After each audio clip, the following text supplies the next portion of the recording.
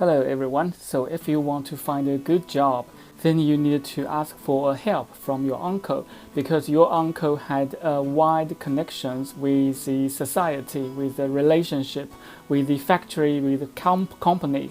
So the connections, which means in Chinese 人脉. So your uncle has wide connections, then you will ask your uncle's help to help you find a good job. And how to say and write connections in Chinese. Your uncle has many connections. How to say and write in Chinese, which means 你的叔叔人脉很广. Your uncle has many connections. Okay, let's move to my pad. Okay, first we write it in English.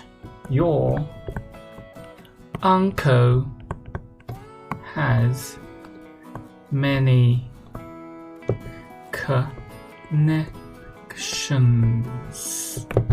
Your uncle has many connections, which means your uncle has the ability to help you find a good job. In Chinese, 你的叔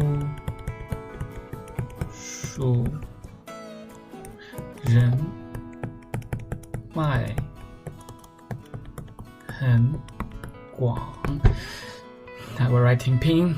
你的叔叔人脉很广.